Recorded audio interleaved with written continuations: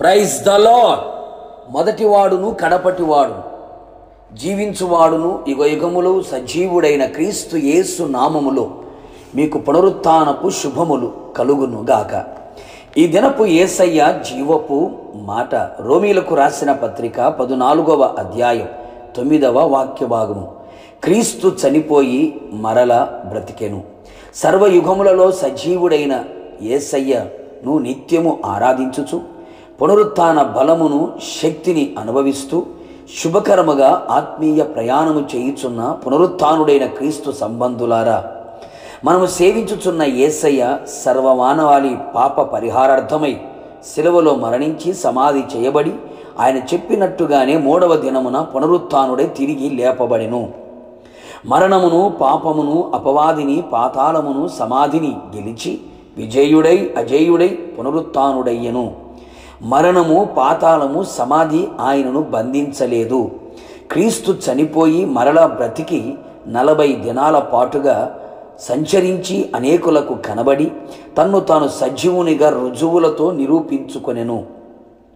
అనేకుల కన్నీళ్లు తుడిచెను, అవిశ్వాసమును తొలగించెను, పరిశుద్ధాత్మను పొందుకొనుడని ఆజ్ఞాపించెను, బాధ్యతలు అప్పగించెను, కన్నులు తెరిపించెను, సమాధానము కలుగు చేసెను, ఆత్మీయతలో స్థిరపరిచెను, శుభము పలికెను. ఇలా ఎన్నెన్నో కార్యములు ఆయన జరిగించెను. ఆయన తిరిగి లేచి పరమునకు చేర్చబడి తండ్రి కుడి పార్శ్వమున కూర్చుండి మన కొరకు విజ్ఞాపనమును చేయుచున్నాడు అని లేఖనములు చెప్పుచున్న నగ్న సత్యాలు. లేఖనముల ప్రకారము క్రీస్తు పాపముల నిమిత్తమై మృతి పొందెను, సమాధి చేయబడెను. లేఖనము ప్రకారం 3వ దినమున లేపబడెను. అవును ప్రియులారా, మృతులలో క్రీస్తును యేసును లేపిన వాని ఆత్మ సమాధానకర్తకు దేవుడే ఆయనను లేపెను. క్రైస్తవ ప్రపంచమునకు భక్తికి పునాది ఆయన మరణ పునరుత్థానమే. క్రీస్తు లేపబడి ఉండని ఎడల మేము చెయ్యు ప్రకటన వ్యర్థమే, మీ విశ్వాసము వ్యర్థమే, మీరింకనూ పాపములోనే ఉన్నారు. ఇప్పుడైతే నిద్రించిన వారిలో ప్రథమ ఫలముగా క్రీస్తు మృతులలో నుండి లేపబడి ఉన్నాడు గనుక మన భక్తి, ప్రకటన, విశ్వాసం వ్యర్థము కానే కాదు. ఆయన సజీవుడు, మృతులలో ఆయన లేడు, ఆయన లేచి ఉన్నాడు. ఆయన మృతులకును సజీవులకును ప్రభువై ఉన్నాడు.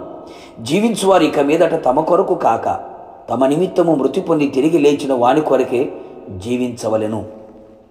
పునరుత్థానమును గూర్చి అవిశ్వాసముతో నిలిచి ఉండక విశ్వాసము కలిగి భక్తిలో కొనసాగెదము. ఆయన ఎలాగూ మృతి పొంది తిరిగి లేచెనో అటువలే ఆయన మధ్యాకాశములోనికి వచ్చినప్పుడు మనము కూడా లేపబడి ఆయనతో కూడా సదాకాలము ఉందుము అనే నిరీక్షణతో ఈ ఆత్మీయాత్రలో ముందుకు కొనసాగెదము. నిశ్చయముగా మనమందరము మృతులలో నుండి పునరుత్థానము కలిగి ఆయన మరణము విషయంలో సమాన అనుభవం గలవారమై ఆయన పునరుత్థాన బలము ఎరిగిన వారమై ఆయన రాకడ కొరకు సిద్ధపడెదము. మొదటి పునరుత్థానములో పాలు పొందెదము, యుగయుగములు ప్రభువుతో కూడా నిలిచెదము. ప్రార్థన. పునరుత్థానుడైన యేసయ్య, నీ పరిశుద్ధమైన పాదములకి కోట్లాది స్తోత్రములు. మా కొరకు మీరు మరణించారు, సమాధి చేయబడ్డారు, 3వ దినమున తిరిగి లేచారు. మీరు సమాధిలో లేరని, మీరు సజీవుడని మరొకసారి నిరూపించుకున్నారు. మీరు సర్వయుగములలో సజీవుడైన దేవుడు.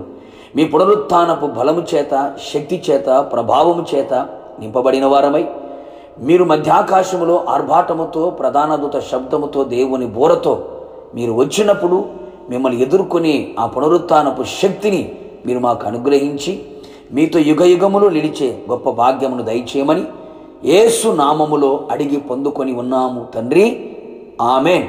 నిశ్చయముగా మీరును మీ కుటుంబ సభ్యులందరూ పునరుత్థానపు శక్తితో, బలముతో నింపబడి రాకడ వరకు నడిపించబడుదురుగాక.